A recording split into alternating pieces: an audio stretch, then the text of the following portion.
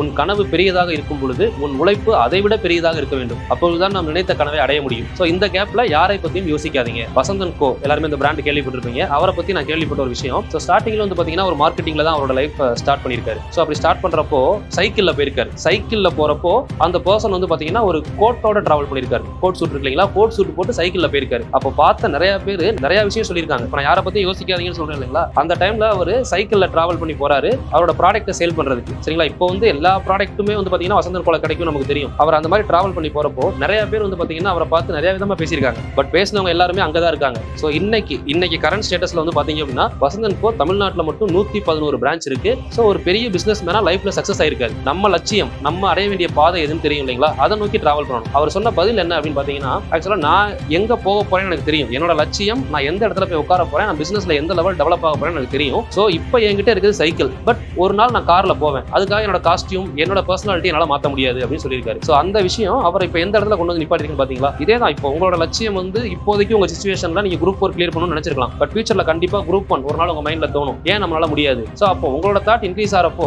கண்டிப்பா அதுக்கான வேல்யூ கிடைக்கும். பட் அதுக்கு உங்களை முதல்ல நீங்க வேல்யூ பண்ணணும். இப்போ நான் இதுக்கான ஆள் தான் அப்படின்னு நினைக்க கூடாது. ஸோ நம்ம அடுத்த லெவல் போகணும். நம்ம லட்சியம் எப்பவுமே பெருசா இருக்கணும். அது அடையல ரெண்டாவது. நம்ம லட்சிய பாதையை நோக்கி டிராவல் பண்றோமா, ஒரு நாள் உங்களோட பாதை தொடர்ச்சியா இருந்துச்சுன்னா, உங்களோட கனவை விட்டு நீங்க வெளியே போல அப்படின்னா நீங்க நினைச்ச இடத்த கண்டிப்பா அடைவீங்க. அதை யாராலையும் தடுக்க முடியாது.